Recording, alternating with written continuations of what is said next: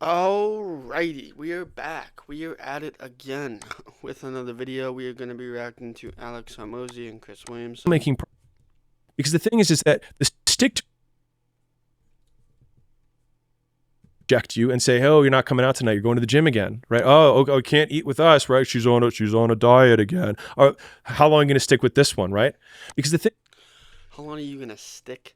Which usually means how long are you going to attempt? How long are you going to try? How long are you going to do? How long are you going to put the work within when nobody fucking sees? Because when nobody fucking sees the work, the fucking effort, the fucking trial, the fucking error, nobody sees. The only person that sees the reality is you. The only person that sees the dream is you. The only person that is trying to achieve the greatness that you are trying to achieve usually means it is only you and it will be only meant for you. Okay, so just think about that for a second.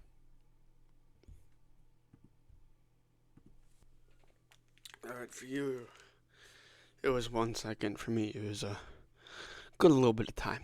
So let's get this show on the road.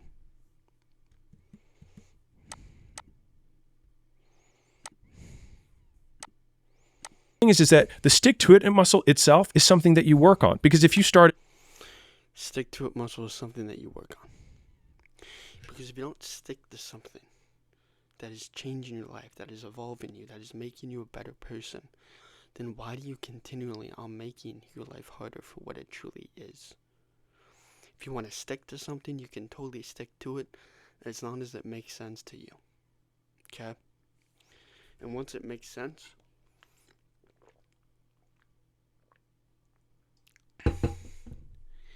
and the only thing that is making you better is by doing the thing, by actively doing the thing. Hold on, I got a cough.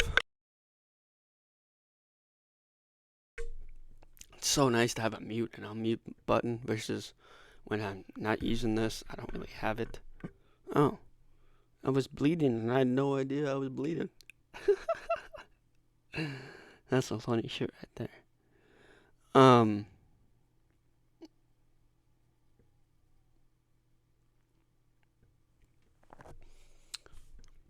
So yeah, when you stick to something, make it meaningful to you. Make it, if you're doing content, if you're doing self-improvement, if you're doing whatever it is that you are doing, make it possible for you. Make it the easiest way possible to make it better, to make it easy, to make it difficult. Because the way I look at the hardest things in life aren't iron and gold. They're sharpening your blade to where you see fit. And making sure your blade is as sharp as it can be. diets and you failed, and you start working out and you failed, if you just make it longer every time before you fail, you're still making progress and you're still doing something that everyone else isn't doing. Yeah. And that is the biggest. And something that other people are not doing. They're not putting in the work. They're not putting in the inputs. They're not putting in the outbound, warm outreach, cold outreach, whatever it is that you are doing to a certain frame and a certain realm of identity. And without knowing what these shifts are, without these identification,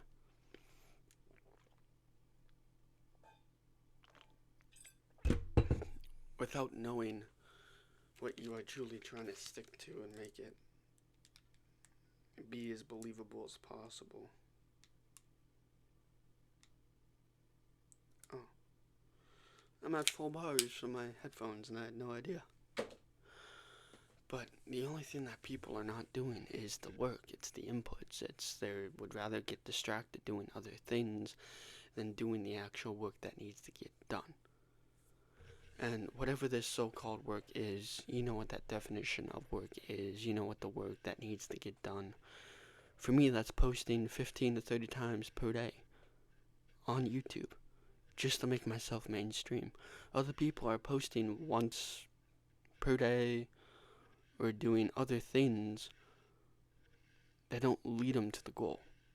Whatever this so-called goal is, it's on a path of what you are truly trying to achieve, of what you're truly trying to make happen. And if you won't make it happen, then nothing will change. Okay? Just think about that for a second. Meta indicator that you possibly can is if because everyone sucks. It's not that everybody sucks. Everybody starts off at a different level, different frequency, a different mentality. And whatever this so-called mentality and difference is, only you know what is best for yourself. So, like during college, I'm probably going to post 5 times per day, but that's still more than what other people are doing.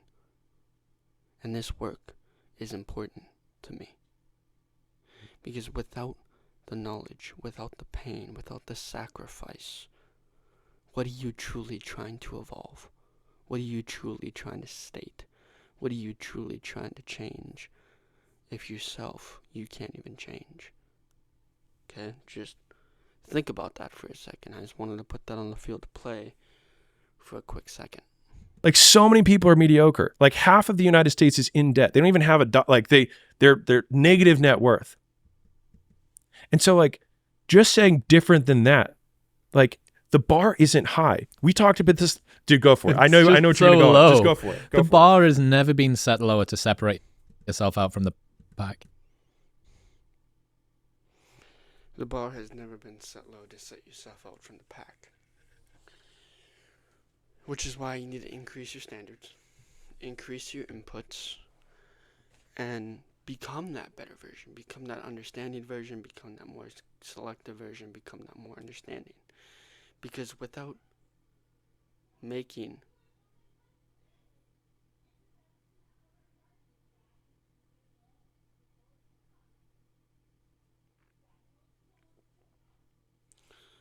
whatever version that you are trying to achieve, make it the best as you can possibly build. Make it the best that you can possibly tell the story to another person. Because without the knowledge of whatever it is you're truly trying to achieve, you must first know that the bar has never been set lower. That this bar of understanding, of perspective, of indifference, you must set your standard higher. Because if you don't set your standard higher, you will fail. I have multiple businesses, multiple channels that have failed. That's why I'm sticking with YouTube, because it hasn't failed. Just because you get no views, just because you have very low subscribers, doesn't mean you will make it. You are tracking in decades. Not in months, not in years, but decades.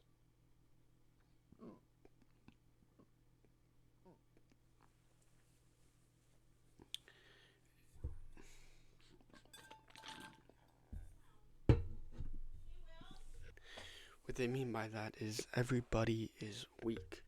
The only thing that has set the bar so low is by understanding what you are truly trying to achieve, do, think, and believe. Nobody sees the vision. Nobody sees the dream. Nobody sees the goal. They only see the reality, which is in their own mind and whatever fairy tale they have set up within that own framework.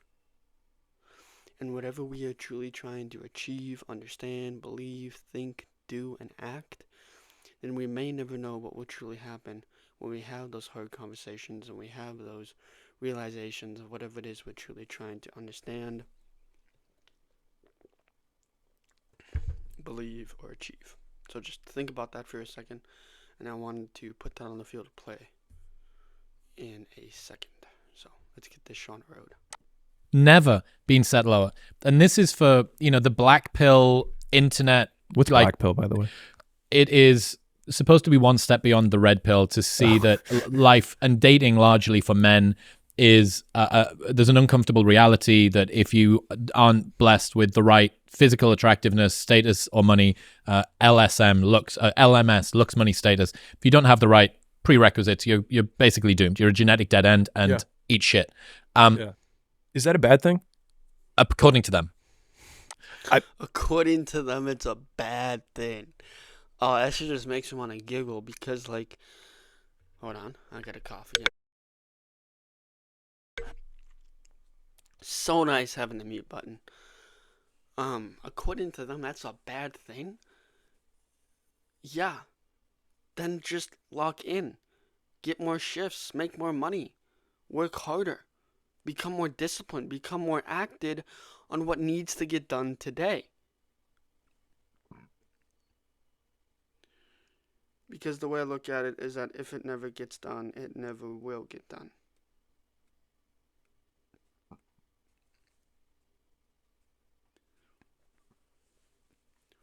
Oh yeah. Keep on burping up this acid reflux, and I really hope to God nobody has to go through this issue like I have. That's the one worst part about making content, is that my acid reflux kicks into high gear, and then it's hard for me to breathe, and it makes me nauseous, which is not good. So okay, I'm gonna zoom out real quick, and then I know we're gonna go on this. Yeah. So if we're looking at a species, right? Let's look at deer, right? A lot of people have deer in their backyard, right? Well, what is natural is that one buck inseminates 50 doe, and he competes with all the other deer. And the reason for that is because then it actually allows the, quote, best genes to proliferate. Now, best is determined by what actually continues on, right? Getting perilously close to eugenics here, Alex. Well, I'm just talking about deer. All right? I'm just talking about deer. If anyone I'm just talking about deer. I'm not saying this is what it should be, but the point that I wanted to make was not, I think, where everyone thinks I'm going with this, which is that a lot of the black, whatever you just said, right, black pill, I would imagine are casting an expectation on the universe that it shouldn't be this way. Well said. Casting an expectation on the universe that it should not be this way. Whatever it is you're trying to get, money, status, looks, whatever it is you're trying to do, you were born with what you have. You were born with what you got. And when you are born, you must first reborn and recharacterize whatever it is you're truly trying to do, understand, think, and believe. Okay? And whatever way you were born, you can get all the money, all the status in the world, as long as you are happy. As long as you get what you want, get the girl, get the job, get the money, get the acceptance. Because without it all. Alright, apologies. I let my dog out. So, it took me about 5 minutes because she was taking her sweet old time. So, yeah. Why not? And this is exactly like the hater who says, you're not going to amount to anything. And the reason it hurts is because you're like, what if they're right?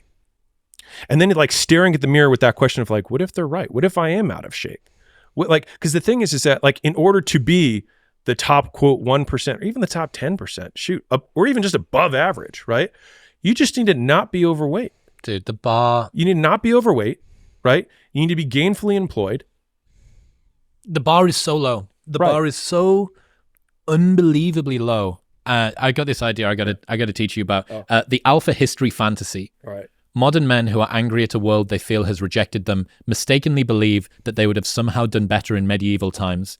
They are adamant that the chance of them being Genghis Khan is greater than the chance of them being cannon fodder peasant number 1,373,000 whose favela was sacked and destroyed.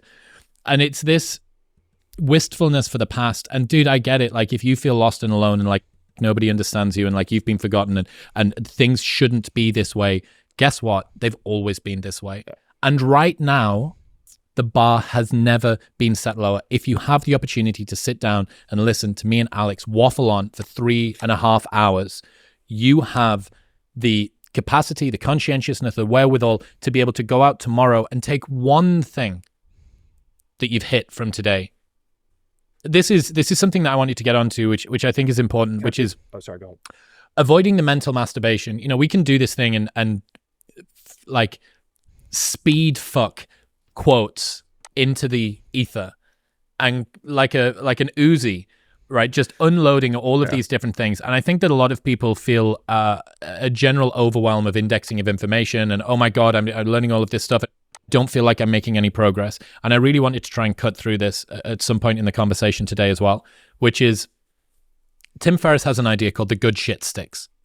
Okay. When I first started out on this journey of personal growth, felt guilty because I didn't have a perfectly curated Evernote external brain with nested folders and all of my book summaries, and I was supposed to keep all of this thing, and how am I going to remember it, and blah, blah, blah. 5 and a bit years later, people come up to me and ask, one of the most common questions I get asked is, how the fuck do you remember all of the things that you remember? 2 things.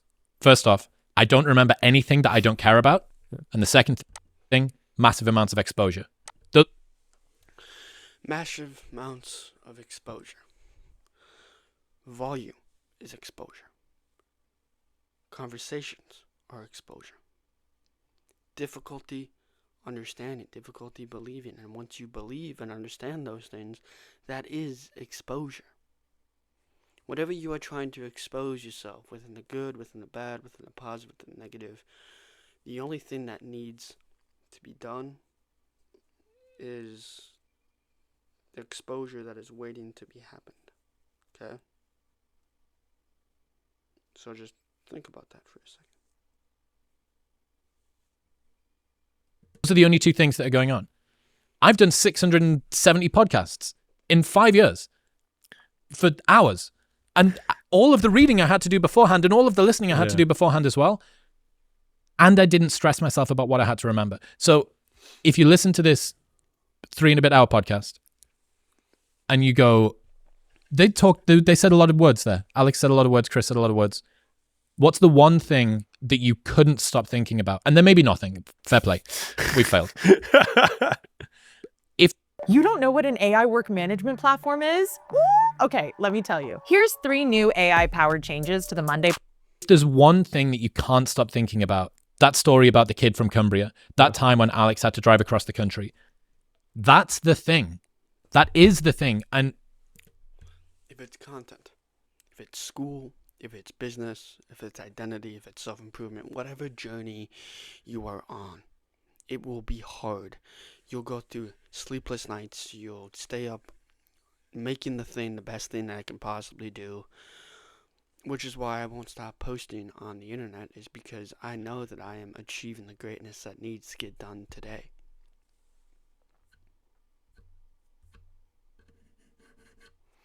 And whatever this so-called greatness is, we know with what we are truly trying to achieve, understand, believe, and tell. Okay? And without not knowing that we are truly trying to achieve the dream that we are truly trying to tell, then we may never know what will truly happen. Okay? allowing yourself to naturally select whatever the most important learning is from the content that you consume. Well said. Whatever the most important learning is from the content that you consume is probably the best way and best option to weigh against it. If you want to start a podcast, if you want to start making content, if you want to start doing something, you must first suck at it. You must go through late night thoughts, late night, whatever it is, whatever business you are building, it is best for you to do the things that need to get done today, because if they don't get done, they will never get done. Okay? And whatever the learning is from the content that you consume, you are learning. You are achieving. You are building the dream to where you see fit, because you see the goals. You see the reality. You see the dream.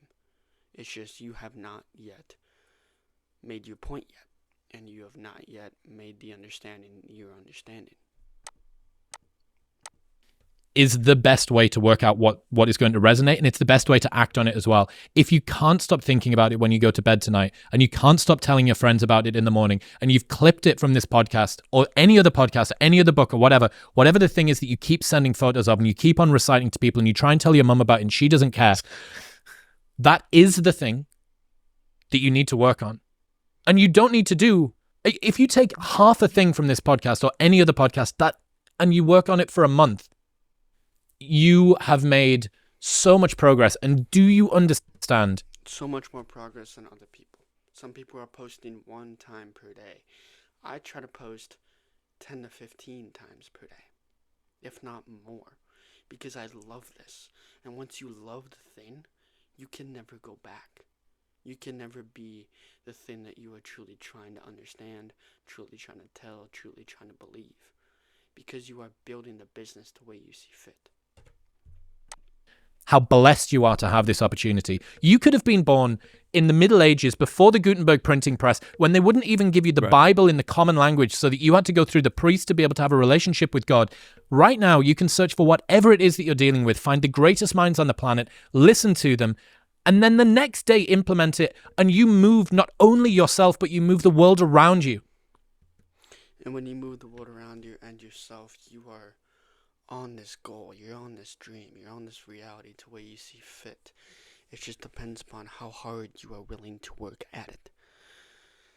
The way I look at work is that the only likelihood outcome for business, for content, for whatever it is you're doing, self-improvement, the only likelihood outcome is for you to get better and for you to understand what you are truly trying to believe.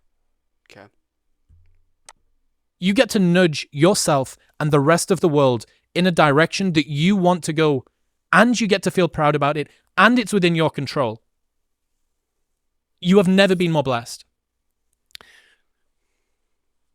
There's a quote that I want to hit here that I think would be relevant to what we were just talking about with the people who are sad and alone.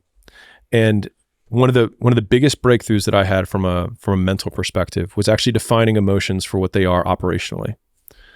So sadness comes from a lack of options, or rather a lack of perceived options. And that's why it feels like hopelessness, because you don't know what to do. But when I realized that sadness meant that I didn't know what to do, it meant that another way that I could define sadness was ignorance. And that is solvable. And so whenever I feel sad now, it's been my trigger to immediately think, what do I not know? What option do I not see? Because the opposite of that is anxiety, which is, what path do you see? What vision do you see? What dream do you have? What goal are you trying to make a reality? Because you are trying to build this certain self, build this certain frame, build this certain perspective. Because you are trying to learn, you're trying to achieve, you're trying to become, you're trying to grow, you're trying to achieve. Okay? What option are you lacking? What happenstance are you relying on? you have many options and you have few priorities. Looks, you have many paths that you could pursue and you just don't know which one. And so being able to operationalize what these emotions felt like. So if you feel sad, it just means that you need to go learn more. And that you can do. And then all of a sudden, the learning more becomes the option, and then you don't need to feel sad anymore.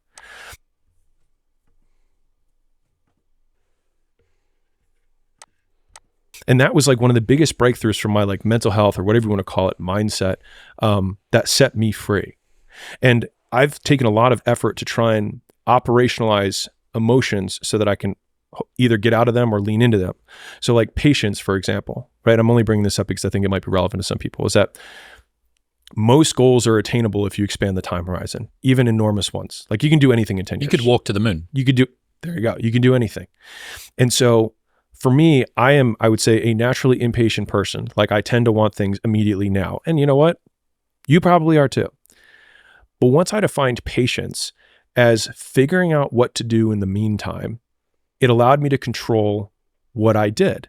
Because now, like you and I are being patient for your stock investments. Right now, as we're on this podcast, we're being patient for that because we're doing things in the meantime. And so whenever I felt impatient and wanted to change course, I had to just redefine, what do I need to do today? And if you are sad and impatient, then it means that right now you need to learn what the option is that you need to go pursue. And then that makes it very much under your control. And so step by step, each of these emotions over time, I spent a lot of time trying to define them out so that they no longer control me and I know how to solve them. And then now it just becomes a faster and faster muscle. Like, oh, I feel anxiety. That means that I have many options, that I don't have priorities. Okay, what's my priority? And then all of a sudden, what used to take days of anxiety and feeling this, frog in my throat was just, oh, I need to make a list of all the things that I'm looking at. Which one's the most important? Ignore the rest. And then, whew, I'm good. And what used to take days takes minutes. One of yours is choosing the plan isn't hard. Doing the plan isn't hard. Sticking to the plan is hard. Charlie Munger said, the money isn't made in the buy, and it's not made in the sell, it's made in the wait. And that like, I just feel like that's such an elegant way of thinking about it. It's like the hard part about the plan is sticking to the plan. Like the plan wasn't bad. Your first plan was good because it's easy to go say, I'm going to work out 3 days a week for the next year. And it's a good plan. Pretty good plan. It's a pretty good plan. And the interesting thing is that like a mediocre plan that's stuck to always outperforms an amazing and perfect plan that you never stick with to begin with. And I know this obviously from the fitness world, but it applies to everything. And so like the stick to it muscle is the one that you have to flex. And that's why, like, if you're going through things, you have, especially in the earlier days, like I remember I used to start and stop. And I try this thing, I try that thing. It's normal because you haven't been reinforced enough of sticking with something. Right. But the thing is like you have to stick it out long enough that you get that first carrot, you get that first cookie. And then all of a sudden, everything that you did to get there, you're like, oh, more of that will get me more cookies. And then it just becomes this self-perpetuating cycle. And then you get addicted to working. Yes. And then you do a launch to 500,000 people and you lock yourself in a closet 6 hours a day for 2 years. Yeah. That's exactly that. Because I've been rewarded in the past because the first time I actually spent a lot of time on a presentation and I felt good when I walked on stage and didn't feel anxiety. I was like, oh, I want this every time. Yeah. And then I had the second thought, which is the much scarier thought, which is now I have to do this every time. This is the new bar. This is the new bar. I want to round out something on that sort of black pill side, which is if you listen to this and you think must be nice or easy for you to say, I get it. Like, I get it. And if you feel like there is something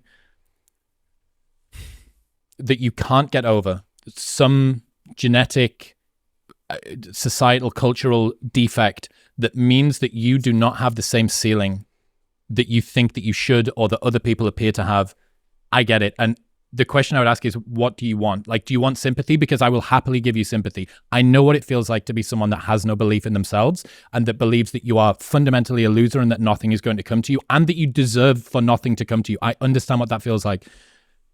But what does that mindset get you? Like, fundamentally, what does that mindset give you? Okay, so let's say that you have been dealt as difficult of a hand as possible. You can change the hand, you can change everything within yourself besides the way you look and how other people are when they act around you. The only person that you can change is yourself. So just key takeaway from that. And? Yeah. And to quote you to you, I can promise you that there is someone who has had it worse and has done it better. I put this clip out a while ago, this like just random talking about a morning routine thing. And it was pretty basic, but it went fucking interstellar and the real internet got a hold of it. You know, like not your fans, but like the real internet. Like it got the general public internet got a hold of it. The most common comment was something along the lines of, tell me you don't have kids without telling me that you don't have kids, Right, yeah. which is, must be easy for you to say, I have a daughter to get up in the morning. I'm like, okay, tell me what that mindset gets you. Genuinely tell me what that mindset gets you. It says, I'm in a situation which I cannot get over and there are things in reality imposed on me which stop me from doing something. There is somebody out there who has 3 times as many kids as you and they still do it. So what is it that they've got? Like, what is it that they're doing? Have they got an unfair advantage? What is it? Tell me. It's also, if you walk down the natural logic of that statement, who do you blame? If you're saying must be nice or tell me that you don't have kids without telling me that you don't have kids, then does that mean that you blame your child for all the things that you don't have in life? It's a tough weight to put on a kid. Because I mean, I would hope that they don't see that comment because then they'd be like, wait, mom, dad, like you didn't live out your dreams because I exist. Tough. Melt sales objections with this book. I just got my black book of questions in the mail. And look at this thing. Honestly, it's less of a book and more like a full-blown sales manual. It's over 115 pages packed with real-world examples and plug-and-play templates that can be adapted to any industry. Literally any industry. Real estate, life insurance, solar, B2B, B2C, B2G, you name it, it will work for you. It covers everything from how to uncover prospects' true problems to preventing objections before they even have a chance to crop up. Plus, there's even a bonus section dedicated to cold calling. And I mean, if you're serious about closing more deals and crushing your prospects' sales objections, you've got to get your hands on this book. Click the link below and order it today. You won't regret it.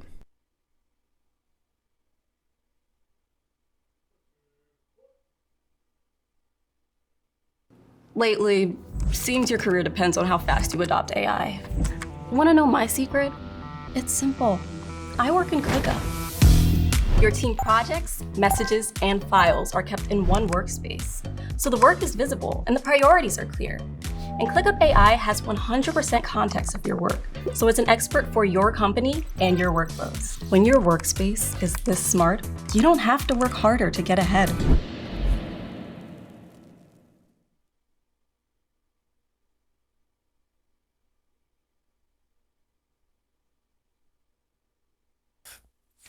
Another one here, a sequence actually that I love. You don't have to feel good about it. You just have to keep going. The feeling will pass, but you will remain. You are greater than your feelings. Going to bed late and waking up early to work for a few days won't kill you. You're not going to burn out. You're doing what it takes. If you're one of those people that push work-life balance, just remember, the people who like working a lot don't care. I've never regretted trying. Nobody fucking cares. What I mean by that is when they're interested, they're fucking interested. When they want, they fucking want. What they fucking get is what they fucking get. Okay? Don't listen to the criticizer, criticizee, because I'm 21 and I've been sober for 9 months.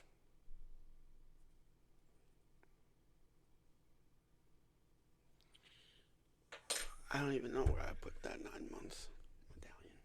Fuck. Oh well. I was going to show you guys. So this is what a medallion looks like. It has, God grant me the serenity of things I cannot change, the courage to change the things I can, and the wisdom to know the difference. That's what we do with the first part of AA. Okay? I've been sober for 9 months, and I'm going to continue this journey for 3 years until I become a Minnesota State Patrol. Okay? And if this content actually blows up, if this actually becomes my full-time next job, then I will do this. But if not, I would become a Minnesota State Patrol either way.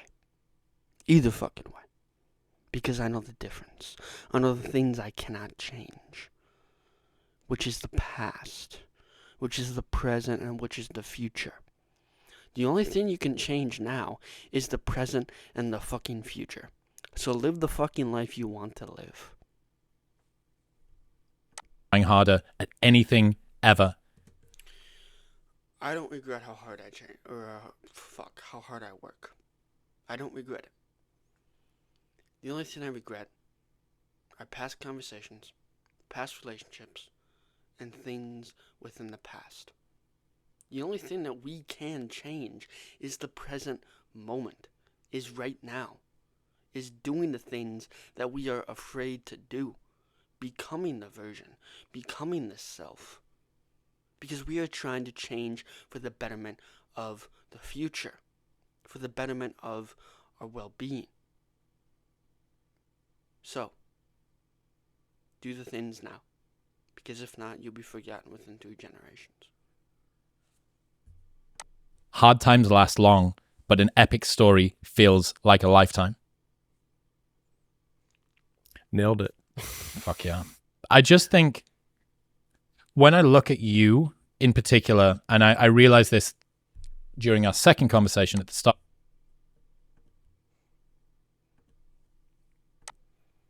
of this year, the reason that people get confused about your motivation and your workload is that they don't realize that the thing you do for work is the thing that you do for fun. That's The thing you do the work, or the thing you do for work is the thing you do for fun. Well said, Chris. Like I stated in my past podcast reactions, I really hope Hormozi and Chris are really listening to this, because I try to drill it into you all, and that is to add on to what he's saying. If the thing you do for work is the thing you do for fun, then what is the point in working a day in your life about the thing you do for fun? Okay?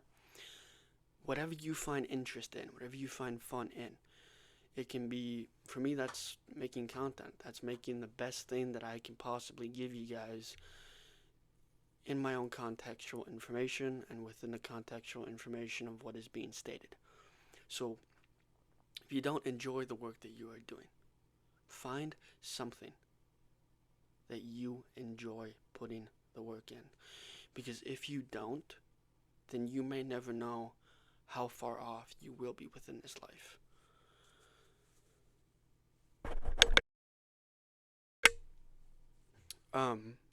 And whatever this so-called thing you do for fun, you may never know what is fun until you truly do it.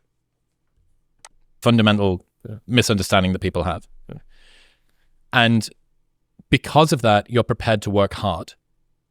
And working hard doesn't feel like wasted time.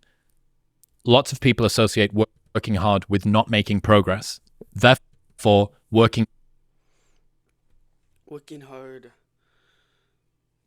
is a skill, is a commodity that all of us is a prerequisite for success, is a prerequisite for what we are truly trying to do, understand, think, act, say, and we may never know what will truly happen within our definition of working hard.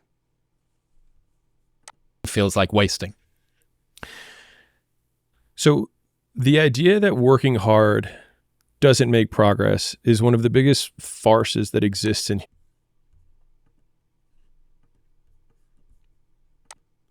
did I lose so much battery? What the fuck?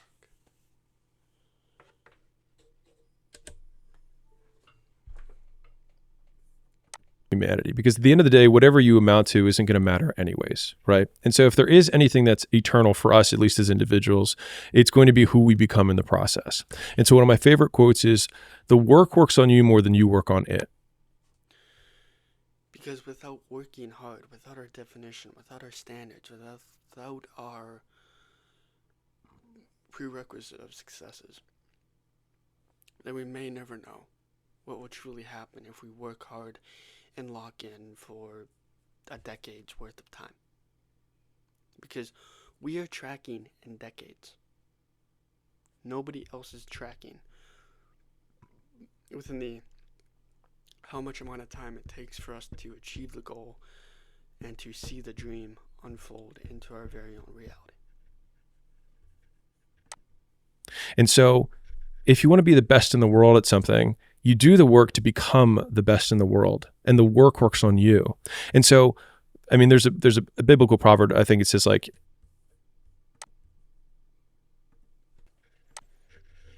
there is profit in all labor. And that means that even if the thing that you're working on right now doesn't amount to the outcome of the trait, but you can still have the trait based on evidence rather than emotion. And I think that frame of evidence has been, I mean, if I had a North Star of personal development for myself, it's been just give myself proof. And I mean, in so many ways. Like the reason that I didn't, I mean, I'm going to go on a tangent, but again, I'll bring it back. I didn't talk about how to run gyms until I had 6 gyms, because I didn't feel like I was qualified enough to talk about it. And I only started talking about gyms when so many people were like, dude, how do you run your gyms? How do you run your gyms? And if I rewind even before that, I didn't feel qualified to talk about fitness, but I had had a 6-pack for a decade, you know what I mean? And I had multiple state records, but I still didn't feel qualified to talk about fitness until everyone was like, dude, how do you do this? How do you strength train? How do you eat this way? Whatever it is, right? And so if you can give yourself evidence, the world around you, like fame, like your evidence will change how people treat you, independent of how you feel about it. Well, this is why the must be easy, must be nice is so flawed, because what you're saying is, I see the outcomes and I have no idea of the difficulty of the inputs. I have absolutely no idea what barriers you need to get over. You could find it 99 out of 100 difficult to be patient. And yet you are. Must be nice for you. You've got that patience gene. You go, eat shit. Eat shit. You have no idea how hard it is for people to do the things that they do. And the people that make it look easy, in some regards, contribute to this problem. Like, and this is why I really love, I'm a massive fan of a lot of your work. And I think that one of the reasons is that it's so honest and self-effacing about the challenges and about the steps that you have to get through. And because the journey is relatively well narratized and you can track it step by step, and you've created a kind of a cohesive timeline of how all of this stuff worked, there is a point along specifically your journey, but hopefully mine and other people's too, where people can inject themselves and say, oh, I'm at that bit. I'm the 15-year-old that I'm at that bit. I resent my parents. Yeah. I've just lost all my money. I feel like I need to, like you have every different problem that you can encounter in life is present in Alex's timeline. And I think that that's really important. I think this is one of the, I would say this is a criticism that I have about some of the personal development, self-growth, and a lot of the business advice as well. Even the bad times are romanticized. And they're not fucking romantic. Like, it feels like hell. It feels like shit to do the thing, to fail, to not feel like anybody cares about you, to not even know that there's going to be glory in retrospect. Yeah. It feels despondent and destitute and sad and alone. And I get it. And I think that the more visceral that we can make these stories, the better it is, because I know that that's what would have resonated with me, because I would have gone, that's an undeniable stack of proof that you were where you said you were. I'll tell you one that maybe will resonate with somebody in the audience. So I remember when I decided to move, so I moved to California to start a gym or get into fitness. And I got there, and the guy who I said I was going to mentor under was like, where are you staying? And I was like, I don't know. I just got here. And he's like, what do you mean you don't know? I was like, I don't know. I just showed up. And so he said I could sleep at his place that night. The next morning, went to the gym, and he got on a chair and said, hey, who here is going to house this kid? And one guy came up to me and was like, I'll give you a room. So I rented one room in a house for $400 a month. And then when I left that room to start sleeping at the gym, which was an hour away because I couldn't make the commute, so I saved $400 a month. I remember being actually kind of excited about it. I remember being like, man, this is going to be a sick story. Yeah, this is my Rocky cutscene, right? But the thing is that the Rocky cutscene lasts 30 seconds in the movie, but it can last 5 years in your life. And when I was sleeping on the gym floor, I'll give you a detail that'll tell you that the stack of undeniable proof. I'm done trying out the next best AI thing for work. Monday.com is a whole different animal. Marketing, ops. Was that my first gym was underneath of a parking garage. And so there's these metal dividers in the ceiling. And so cars would drive over this, and it's a concrete box. And so it sounded like a gunshot, like and it would happen at all hours of the night. And probably the most painful from an emotional perspective experience that I would have on a regular basis was that it was also an abandoned enough parking lot that college kids my age, would go up and party on the roof. And so like while they were partying literally above my head and making noise that would prevent me from sleeping, I would be down below in a dark warehouse in a city that I knew no one. Like, I was from Baltimore. I drove across the country. I went to Huntington Beach. I literally knew no one, and no one knew me. And so I'm sleeping there, and then I realized that I can't really sleep at night. And so I'm living on naps for the first 6 months of the gym. And like homeless people are sleeping in my parking lot, and I have to like go out and tell them to like go away. And then I get back, lock the door, and I go back on the AstroTurf, which is where I slept with a blanket and a pillow.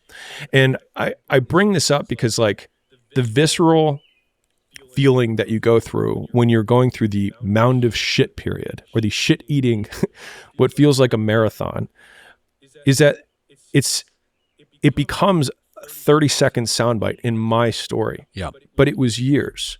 And so like, even to the same degree, people are like, man, you're such a natural salesman.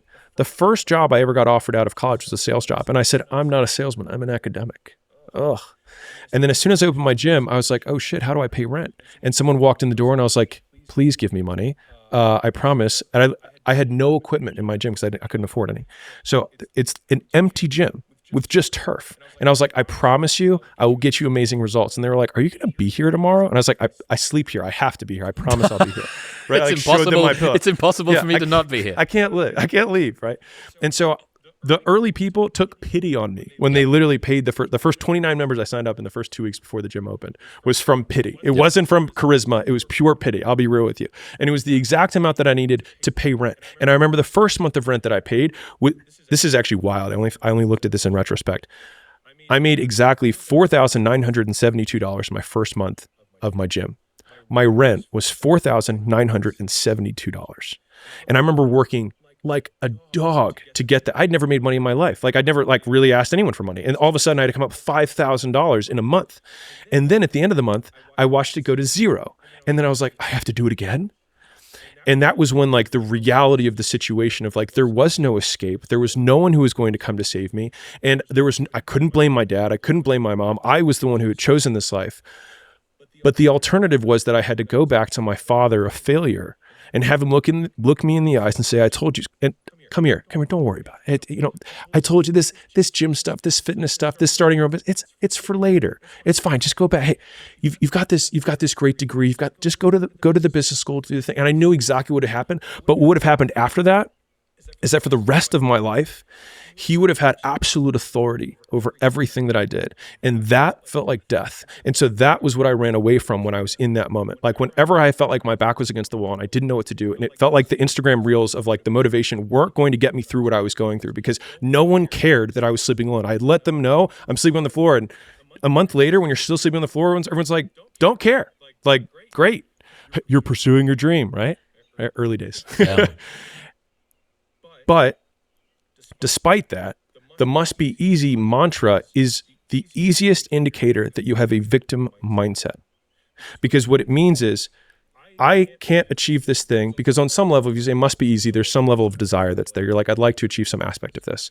And then rather than feel the pain of saying that I'm inadequate or I'm not taking action, we cast our inadequacy on some outside object or some outside circumstance. And by doing that, we remove all agency and all power that we have over our lives. And for me, I would rather be somebody who has absolute power and have nothing to show for it than somebody who has all the things to show for it, but know that I'm life's bitch. Life being one protracted training montage is a really important lesson to learn. The fact that in the Rocky movie, it is 90 seconds and then everything is fixed. And that can last for decades. That can last for years. And I think that the lack of glory, the lack of certainty, it makes it turns it from worthwhile majesty into it's not even sufficiently triumphant to be called sad. It's just weak and pissy, and you have no idea if anything's going to work. But what's the alternative? Entropy is going to come and fucking get you. So what's the alternative? My Twitter bio says locally reversing entropy. Yeah. And I think that really is what you should try and do because it's going to fucking come for you. The lack of certainty is what actually makes it worth it. And so here's my point. Let's consider the alternative, which is that you are on the path and you are guaranteed to know that you're going to get the outcome. All of the mystery is gone. There is no excitement, which is why they said, in the ancient Greeks would say that the gods always envied the mortals because their life was so ephemeral. They had so much chance that could happen to them, right? Where the gods always knew that they weren't going to die and it was completely guaranteed. And so what we do is we basically have this wish that if it actually came true, we would hate it even more than our current circumstance. If you knew that you were going to succeed, it wouldn't be worth doing to begin with. The fact that you are uncertain when you start is what makes it worthwhile. And the fallacy of being in the pursuit is the worry or the concern that it won't amount to anything because who you are becoming is the thing that you are amounting to in real time every day.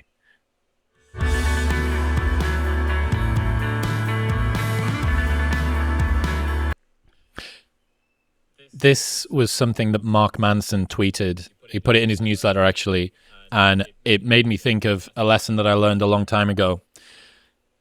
Stop complaining about the results you didn't get from the work you didn't put in. The only way to become more successful than most people is to be willing to do something most people aren't willing to do. I don't think I need to add on to that any more than what he said.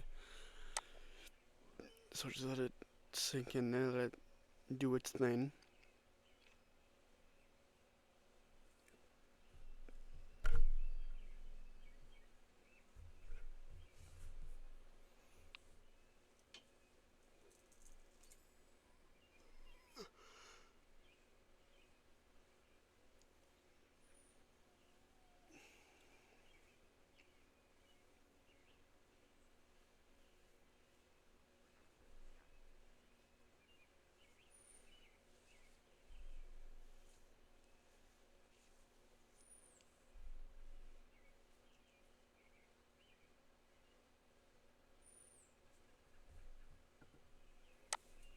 And this is that lean in mentality again. It's like, look, it sucks. It's shitty. You're tired. Everybody says that you're leaving your friends behind, leaving your family behind, betraying your culture, betraying whatever expectation it is that they have on you. You need to do something that most people aren't willing to do, because, as we've said, the average American is obese, in debt, and divorced. Like, is that really? Oh, brilliant, fantastic. I'm in the fucking center of the bell curve distribution here. That's really, congratulations. And then the other side, stop complaining about the results you didn't get from the work you didn't put in. Okay, so you didn't lose weight this month. Did you follow your diet? Well, I did for half the month. Okay, so is it any surprise that you didn't lose any weight? How's your content creation game going? Well, I spent a lot of time planning for... Planning doesn't get the work done. The only thing that gets the work done is the work that is being avoided. And whatever work that's being avoided, if it's content, if it's leads, if it's warm outbound, cold outbound, the only work that is avoiding is the work that's being avoided. I don't think I really need to say it anymore. He's been stating it pretty well.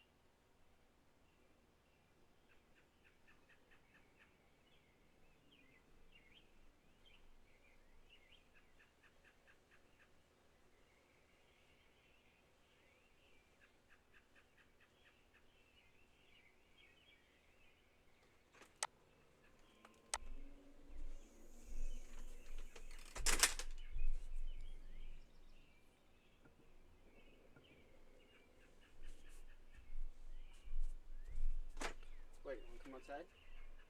Come on.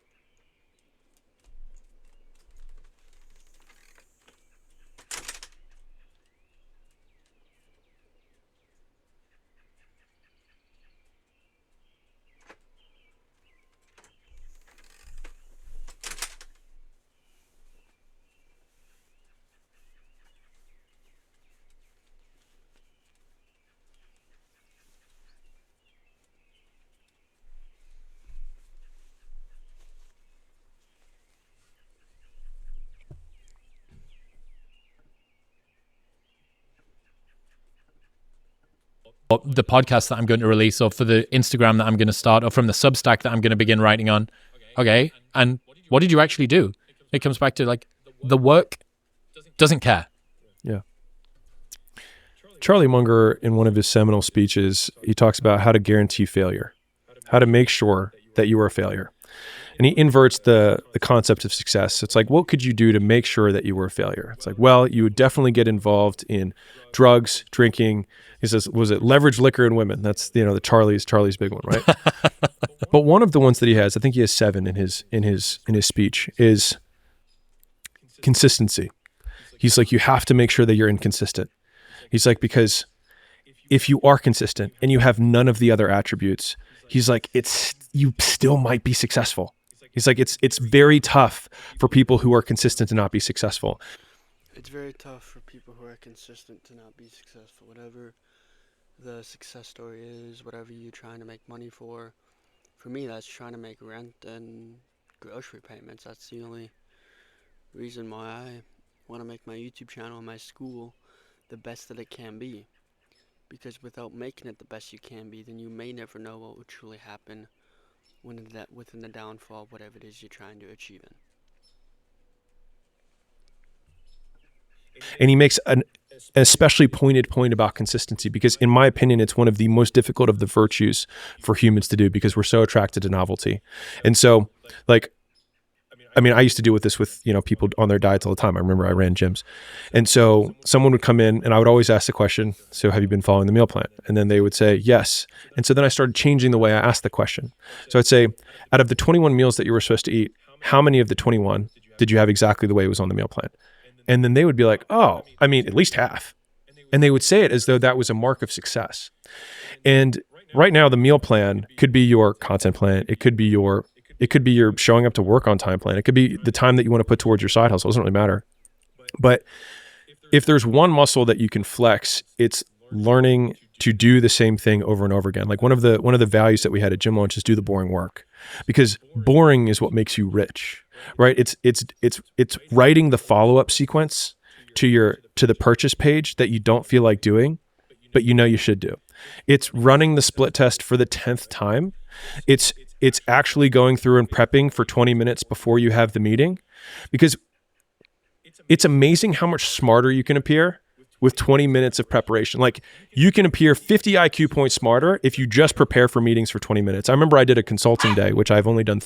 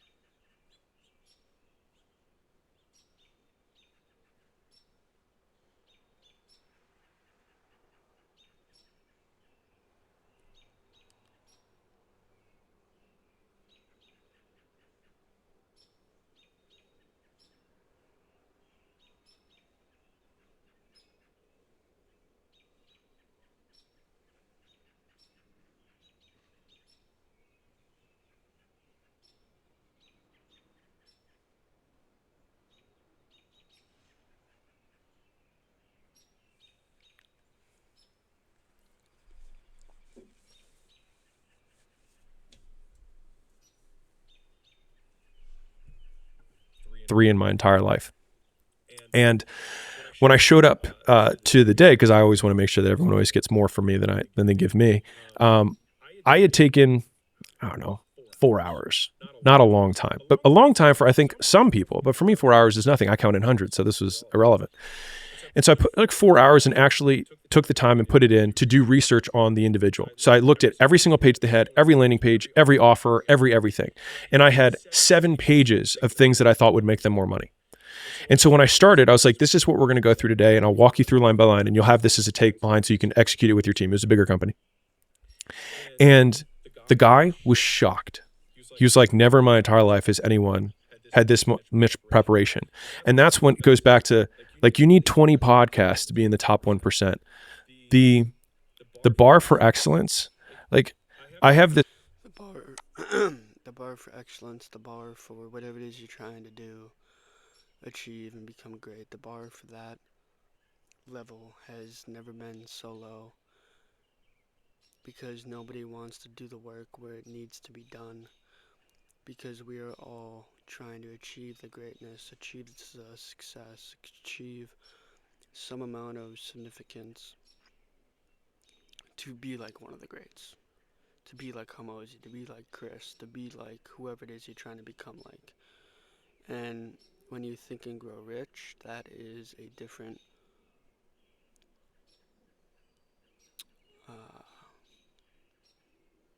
that's a different thing that you are trying to achieve. And whatever it is you're trying to achieve, you must first understand what you are truly trying to understand within this achievement. That's why I tell you guys, everybody else, that I try to post 10 to 15 times per day. It takes not a lot of my time. I'd rather be doing this than be doing nothing. So I'd rather be making good enough content for you all to enjoy. So let's continue. This timer that I have on my desk, which it's the easiest purchase you can make. I think it was like $7 on Amazon. It's a little twist kitchen timer. It's very easy. And it's been probably my biggest focus hack, to date, which is I turn it when I want to start working. And part of it allows me to think how long, I get better at predicting how long it's going to take me to do something. So I think this will take me 35 minutes. So I turn the clock to 35 and I click on, and then I start working on the thing. And the moment my phone rings or I look at Slack or whatever, I stop the timer. And so you actually see that your time on task is usually significantly less than you think it is. And I think that in my early days, I would spend a very long time in front of a computer telling myself that I was working with very few minutes actually on task. And that's why I think that most things are actually significantly easier than people think they are. They just don't know how to try hard. Because the harder that you try, the easier it gets. And so it's like, if you can just learn to love what trying hard feels like, then all of a sudden it becomes unreasonable that you can't win. So like, for the presentation that I'm giving, I explained a little bit earlier about what my process looks like. If you were to say, what would it take for somebody to be unreasonably good, that it would be impossible for them to not be a top 1% salesman or a top 1% content creator, and you said, what would that person need to do? Irrelevant from outcome, what would be the actions or evidence that they would have to do prior to that thing that would make it unreasonable that they couldn't succeed? And then you do those things. What happens is you realize that it's actually not that hard because you put so much work into it, and the bar from other people working is so embarrassingly low that they then ask you how you did it, and it must be easy. Consistency. Welcome to the next evolution of AI, built right into the AlterX platform. Now, you Doesn't guarantee that you'll be successful, but not being consistent will guarantee that you won't reach success. You have a productivity hack, an easy productivity hack. Instead of spending time getting in the mood to work, just start working. Confront the work. People think they need perfect conditions to start, when in reality, starting is the perfect condition. I'm married to that. I love that. Because if you think, like I obviously am somebody who always wants to optimize how much work I do per unit of time. And so I was, there was definitely times earlier in my life I was really romanticized by these like very extensive morning routines and supplement rituals and like all this stuff of mental masturbation around the work that needed to be done.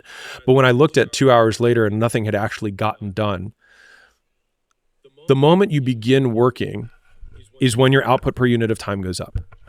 And so that makes beginning the single greatest hack that you can have for everything else that you do in work. Because the thing is, when you start working, you start getting in the mood to work, right? Like everything else is procrastinating around the work that you think you should do. But like I have noticed, for me at least, I have some big mental tasks, you know what I mean? Like big content piece or big thing that you need, like, it's going to take real mental effort. It takes me like 5 minutes of actually being in it to then get a little bit of a lay of the land to then get into it. But I used to take hours to delay to start the first 5 minutes. And so my time compression of when I thought I should start doing something and when I started doing it, over time it's just compressed to the point where it's like the moment I think that I need to start doing it, sometimes I just start it, because then what happens, I get this open loop. And so rather than complete work at because a lot of people are like, I want to complete it at this really nice clean point. Stop halfway through the sentence, because it'll drive you mad. That's the Zygarnik effect in full work. Do you know this story, Zygarnik? I don't. Oh, wow. This is Well, that's way more than I do. That's what you shut up. That's what you're leveraging here. So the Zygarnik effect was a study originally done on servers in restaurants. Okay. And they realized, you've ever been at a restaurant and a server comes up and stands with their hands behind the back and go, what would you like tonight, sir? And you say, I'll have the lobster roll and a glass of red wine and a blah, blah. And you're like, this motherfucker's he hasn't got a pen or a pad of paper. He's crazy. And then they go off. And what they realized was servers in restaurants were unbelievably good at being able to recall exactly what a table's order was while that table's order was still open. So guys in table 16, they want to swap the peas out for a little bit of extra rice, and they're doing this thing. Yeah. As soon as the table was closed, they couldn't remember anything. So this is an open loop, closed loop system, and it's built into the brain. The brain abhors an open loop. It's the same reason why Netflix cliffhangers at the end of every episode guarantee that you'll watch the next one, because you can't bear the fact. There's even novels in the dark romance genre that make guarantees that there won't be cliffhangers. They put it on the front or the back of the book, and they say no cliffhangers guaranteed, which is, people have so much distaste for it that it's a selling point that you get the closure at the end of it. Yeah. And finishing halfway through a sentence reduces the activation energy required to begin that sentence the next day, and it keeps it in your mind too overnight. So I think, whether you've stumbled on it or whether you knew about it, you've managed to leverage a pretty powerful piece of psychology there.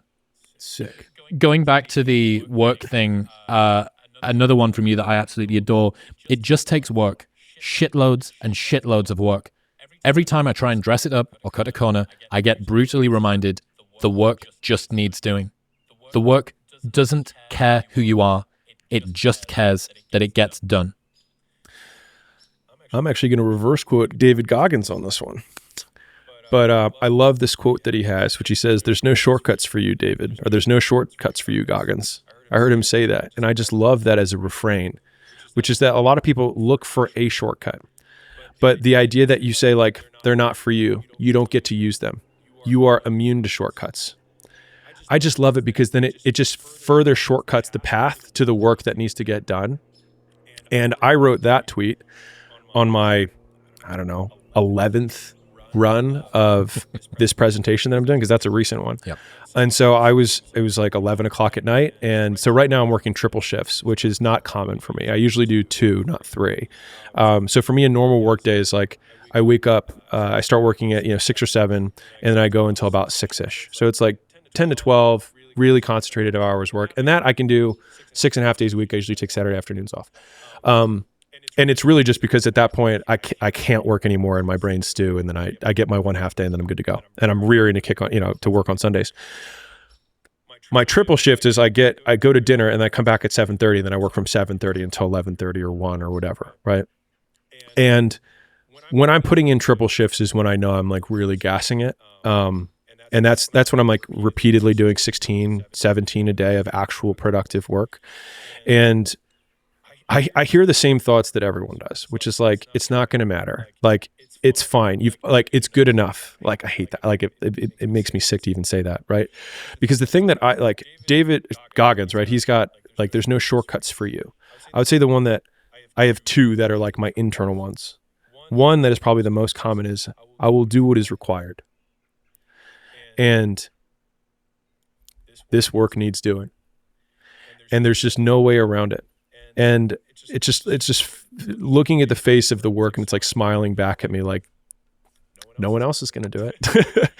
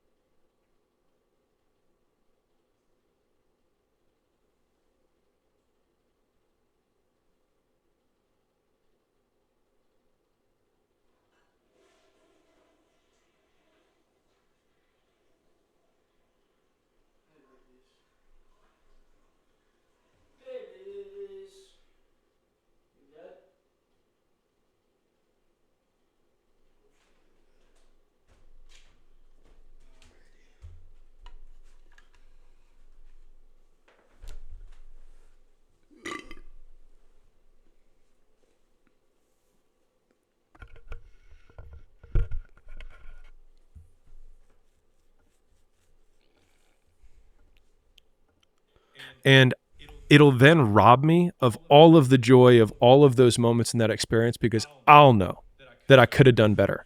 And the thing is like, to quote myself from earlier, like, I've never regretted working harder. Same here. Because without working harder, there is no persistence within the income that you are trying to make. And whatever that is, through passive income, through sustainability income, you may never know what would truly happen if you had those hard conversations, to having those disagreements, to mountains of debt. So just think about that. Ever. Not once. And some people are like, on your deathbed, you're gonna, like, no, because I lived every moment of my day doing what I wanted to do. And I remember I had a boss when my first boss after college. She said this thing. I had a particularly good weekend. And she said, I'm pretty sure happiness is stringing as many of those days in a row as you possibly can. And although I hated the job, that piece of advice has actually been probably has been my blueprint for how to live, which is like, my birthday looks the same as my Tuesdays, which looks the same as my Sundays. You know what the original name pool for this podcast was? This is the only time in history I've done branding my entire adult life. And with Club Nights, all you're doing is coming up with brands.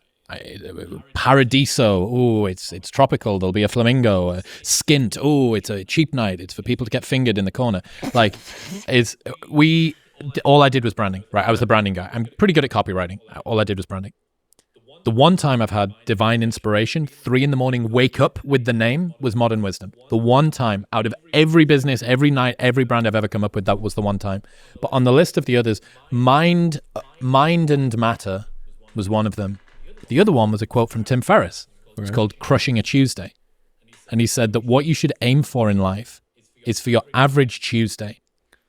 Not the spectacular one-time private jet with the friends to go for the whatever. Not the UFC power slap launch party with staring at the back of Dan Bilzerian's dirty mullet. Like, not that. You want your average Tuesday to look the way that you want most of your life to do. And when I think about the days that I look back on at the end of my day and think like today was a good day, invariably it's the same few things. I worked very hard on something that I felt was worth doing. I worked out and I spent time with people that I enjoy being around. If I do those 3 things, I had a good day. And so that's been my, Alex's simple blueprint for doing things. And I think the point that you were making earlier, I think it's worth hitting on again, which is just that, like, most people's definition of work is a negative one, which is why they abhor it, which is also why they misunderstand so many people who I'll say quote here, are successful or ahead of them or whatever, is that both people, one person says the word work and the other person hears the word pain. And so the first step to like becoming more successful is understanding the language that the people who are successful are using. They're actually defining the word differently. And so whatever that thing is that you actually enjoy doing, where you lose track of time when you're in it, even if it's challenging, but usually it is challenging, right? Like, it's not easy because then it's boring, right? Which is also why the uncertainty thing is so key, right? To not knowing if it's gonna work or not. You are gonna work though, either way. Is that the people who are quote addicted to work make it easy to be addicted to work because they do things worth doing. And I think a lot of it is coming down to making sure that you take the few precious seconds that we have to do the few things that are worth doing for the rest of your life. The more I listen to this, the better my life gets. If they don't have what you want, don't listen to what they say. There's no greater waste of time than justifying your actions to people who have a life you don't want. That was a message to my younger self. But I remember I got in and, well, I won't call it out. Let me see how I can say this the right way. 20 more minutes. Here we go. You know what? I'll just say it. I'll whitewash the names. So I was with a family member and we were all around the kitchen table, and it's during the holidays because I don't go home very much. And they kind of started attacking me. And they were like, I would never live your life. You're so unbalanced, like attacking. And I was like, what are you saying?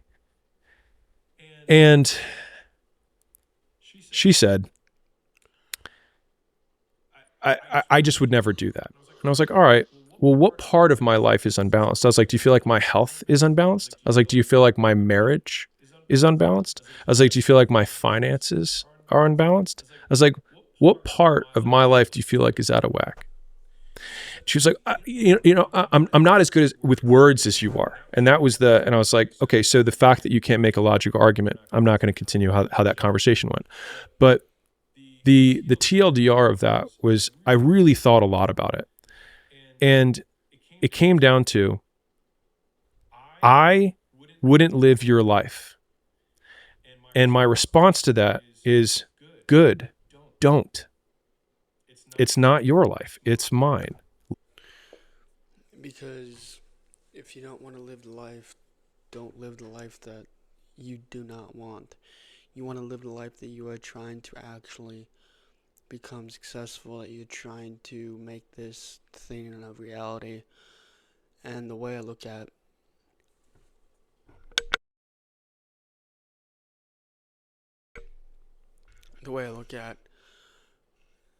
don't live the life you don't want to desire.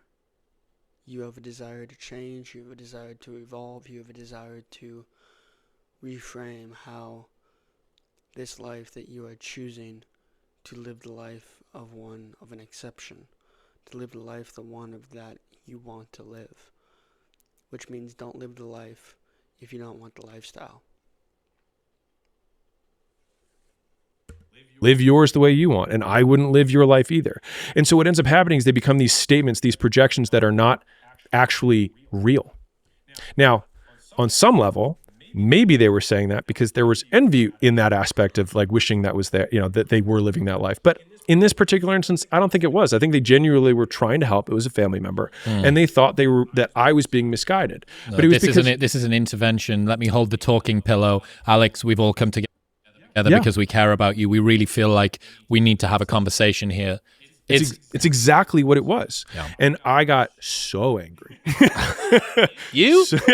No. So angry. No. And, you can hear Layla like patting my back like I'm like you can feel the heat coming off of me as like I go upstairs. I'm like, how dare she, whatever. Yeah. But it really just came down to like her just saying, I don't want to live your life. And I think the answer to that question is good. Don't. And I think that has been one of the things that has diffused so many of these like hateful comments where people dehumanize you or whatever and make you into this ideal that they reject. And it's like, you're right. One of the things that I had a mentor tell me to say is like, when you're in an argument, if somebody's like, it's like, you're a terrible person, blah, blah, blah, blah, blah. You just say, you're right. And then they have nothing to say. And then you just move on with your life. And so like, in that way, it's acceptance, but of like your idea of who I am